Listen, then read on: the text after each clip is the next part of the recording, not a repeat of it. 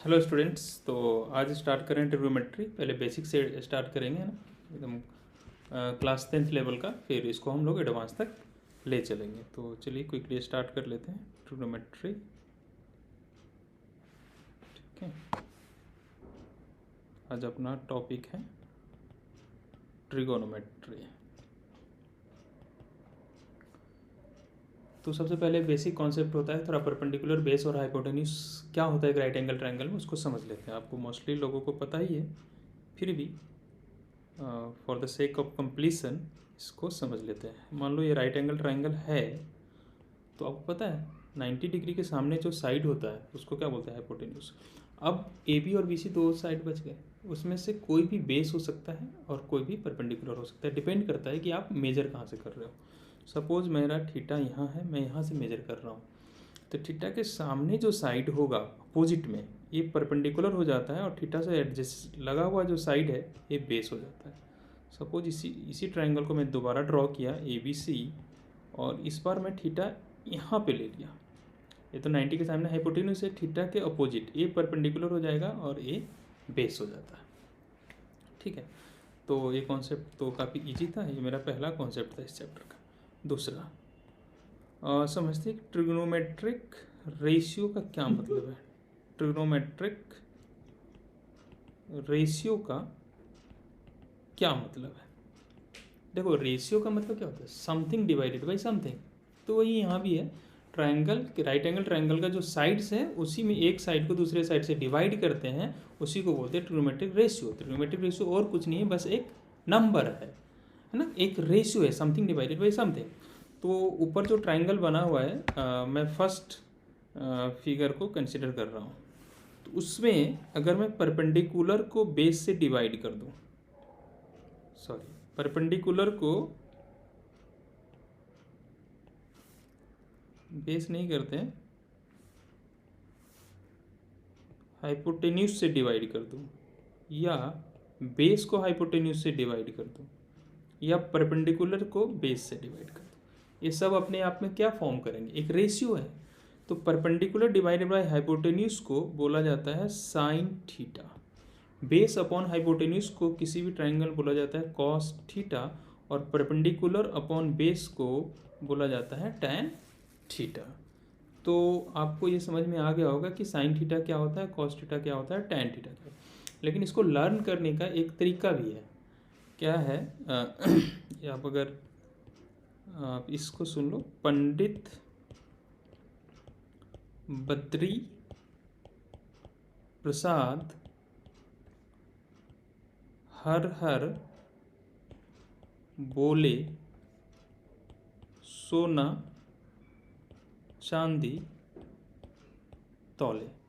या मैं इसके नीचे ये डिवीजन का साइन लगा दिया। तो एस फॉर साइन थीटा का फॉर्मूला होता है P upon H, C for cos theta का फॉर्मूला होता है B upon H, and T for tan theta का फॉर्मूला होता है पी अपॉन बी। तो इस तरीके से आप लर्न भी कर सकते हो, sine theta P by H, cos theta B by H, and tan theta P by B होता है। तो ये तीन ट्रिग्नोमेट्रिक रेशियोज आपको लर्न हो गए। अब जब पी बाई एच कुछ होता है तो उसका रेसिप्रोकल, अभी हमने लिखा था कि साइन थीटा जो होता है वो होता है पी बाई एच। तो अगर पी बाई एच होता है तो इसका रेसिप्रोकल अगर हम बोल दें एच बाई पी, तो इसको नाम दिया जाता है कोसेक थीटा। साइन थीटा का रेसिप्रोकल कोसेक थीटा। सिमिलरली अभी हमने बोला था कि कॉस थीटा होता है बी बाई एच, तो इसी का रेसिप्रोकल ले लो, उसको बोला जाता है सेक थीटा, वो होता है एच बाई बी।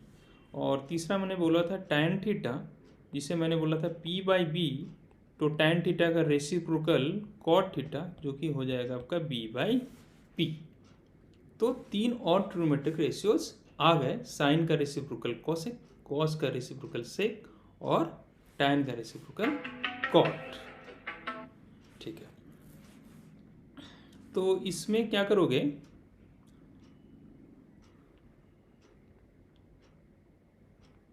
जस्ट तो अब बोलेंगे सर किसी भी नंबर को ले लीजिए 2/3 और इसका रेसिप्रोकल ले लेते हैं 3/2, आप मल्टीप्लाई करेंगे तो आंसर क्या आता है 1 होता है।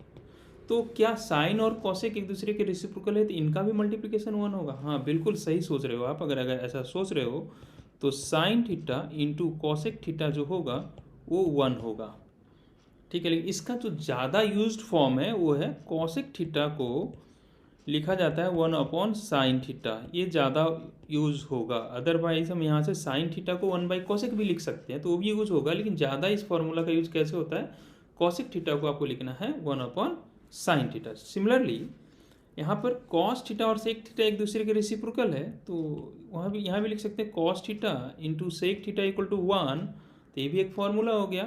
तो यहाँ से सेक थीटा को लिखा जा सकता है 1/कॉस थीटा, तो ये ज़्यादा यूज होगा ये वाला फॉर्म, है ना।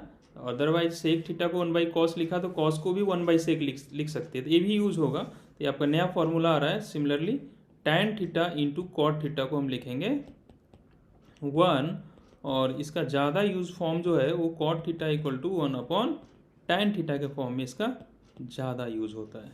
तो ये कुछ और नए सेट ऑफ फॉर्मूलेज आते जा रहे हैं, तो आप इसको नोट डाउन करते चलिए और इसका PDF आपको नीचे डिस्क्रिप्शन लिंक में मिल जाएगा। ओके, अब नेक्स्ट जो इम्पोर्टेंट फॉर्मूला है वो ये है कि टैन थीटा का एक और काफ़ी ज़्यादा यूज होता है कि टैन थीटा को आप लिख सकते हैं sine theta upon cos theta, ऐसा लिख सकते हो। कैसे? देखो सिंपल है इसका डेरिवेशन, साइन थीटा को P/H लिख दो, कॉस थीटा को B/H लिख लो, H से H कैंसिल, P/B क्या होता है, टैन थीटा ही तो होता है। अच्छा, टैन थीटा P/B होता है तो मैं sine theta by cos theta tan theta होगा, इसका रेसिप्रोकल मैं साइन और कॉस को रेसिप्रोकल कर देता हूँ, साइन बाई कॉस को, तो कॉस बाई साइन हो जाएगा। तो टैन का रेसिप्रोकल क्या होता है, कॉट थीटा। ये भी फॉर्मूला काफ़ी यूजफुल है, तो इसको हम लोग ध्यान में रख के चलेंगे। क्वेश्चंस करेंगे, थोड़े और थ्योरी बेसिक्स कवर कर लेते हैं, ठीक है। तो नेक्स्ट है कुछ ट्रिग्नोमेट्रिक रेशियोज के कुछ वैल्यूज आपको लर्न कर लेने चाहिए, ठीक है। उसको लर्न कैसे करना है वो भी मैं बताऊंगा, और कितना लर्न करना है, और ये फास्ट कैसे आप याद रखें, और साथ में लास्ट में मैं ये भी बताऊंगा कि अगर कुछ भी याद नहीं है तो इसको आप कैसे रिप्रोड्यूस करोगे, ठीक है। तो चलिए मैं आपको बताता हूँ। तो आप किस किस डिग्री का वैल्यू आपको लर्न करके रखना है, तो आपको लर्न करना है 0 डिग्री का वैल्यू, 30 डिग्री का वैल्यू, 45 डिग्री का वैल्यू, 60 डिग्री का वैल्यू और 90 डिग्री का वैल्यू। बस इन्हीं का वैल्यूज आपको लर्न करना है, ठीक है। ऑर्डर तो याद रहेगा ना, 0, 30, 45, 60, 90, ऑर्डर लर्न कर लिया। अब मैं यहाँ पे एक टेबल बना देता हूँ और यहाँ लिख रहा हूँ साइन थीटा। तो साइन थीटा में अगर हम चाह रहे हैं साइन 0 डिग्री का वैल्यू लिखना और साइन 30 का, तो आपको मैं एक स्ट्रिंग लर्न करा रहा हूँ, वो ऑर्डर आप ध्यान रखना। मैंने लर्न कर रखा है साइन का वैल्यू कैसे, 0, 1/2, 1/√2, √3/2 एंड 1। तो हम मुझे लर्न है 0, 1/2, 1/√2, √3/2, 1। तो आपको भी लर्न कर लेना है इसी तरीके से। और तो इसका मतलब ये है कि साइन 0 डिग्री का वैल्यू 0 होता है, साइन 30 का वैल्यू 1/2 होता है, साइन 45 का वैल्यू 1/√2 होता है, साइन 60 का वैल्यू √3/2 और साइन 90 का वैल्यू 1। लेकिन हमने स्ट्रिंग लर्न कर रखा है 0, 1/2, 1/√2, √3/2 एंड 1। तो सपोज आपको कोई बोला कि साइन 45 क्या होता है, तो 0, 30, 45 किस नंबर पे आता है, 45 तीसरे नंबर पे आता है। तीसरे नंबर पे हमारा स्ट्रिंग में कौन है, 0, 1/2, 1/√2, 1/√2 होता है, ओके। साइन 60 और 0, 30, 45, 60 फोर्थ नंबर पे 0, 1/2, 1/√2, √3/2, साइन 60 √3/2, साइन 90 लास्ट वाला 1, ऐसे करके लर्न कर लिया।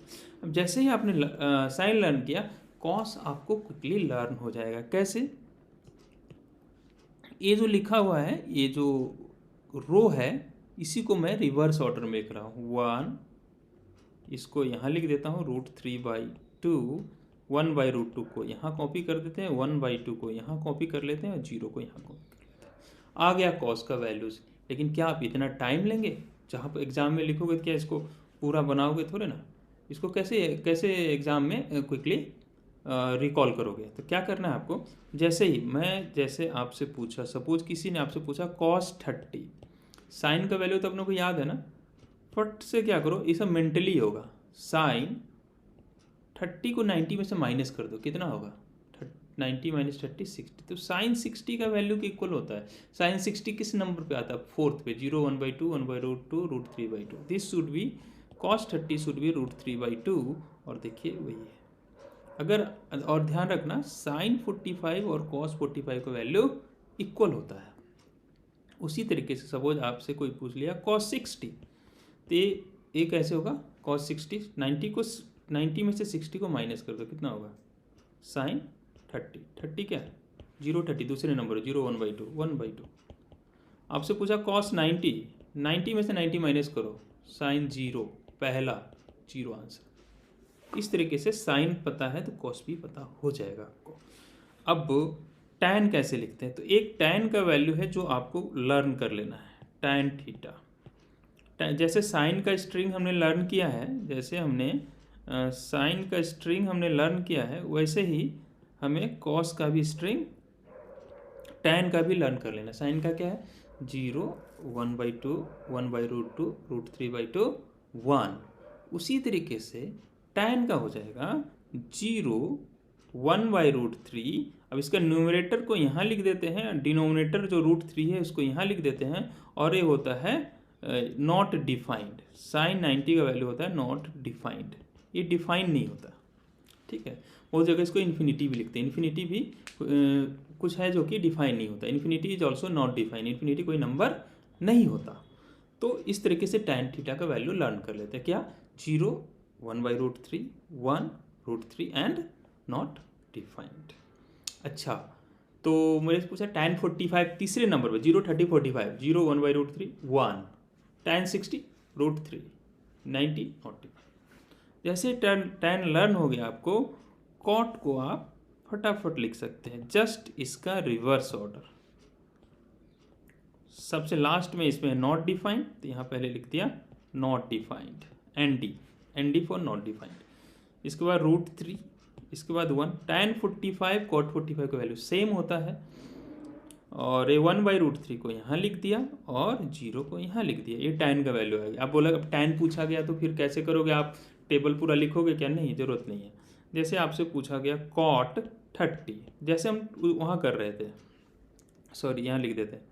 जैसे हमसे पूछा गया cot 30, cot तो tan 90 में से 30 माइनस करो, tan 60 कितने नंबर पे, फोर्थ नंबर पे, 0 1/√3 1√3। थोड़ा प्रैक्टिस करोगे, कुछ क्वेश्चंस करोगे, ये सब पूरे फिंगर टिप पे आ जाएगा, ज़्यादा लर्न करने का जरूरत नहीं है। एक साइन का रो याद रखो और एक tan का रो याद रखो, और बाकी जो है वो मुझे भी लर्न नहीं है। Sec theta and cosec theta मुझे भी लर्न नहीं है। तो मैं कैसे काम चलाता हूँ, देखो अपने को पता है क्या कि सेक थीटा किसका रेसिप्रोकल होता है, कॉस का। तो ये वैल्यूज है ना, इसका रेसिप्रोकल लिख देते हैं, √3/2 तो 2/√3, 1/√2 का रेसिप्रोकल √2/1, 1/2 का रेसिप्रोकल 2/1, और 1 का 0 का reciprocal something divided by 0 is not defined. वैसे कॉसेक किसका रेसिप्रोकल होता है, साइन का।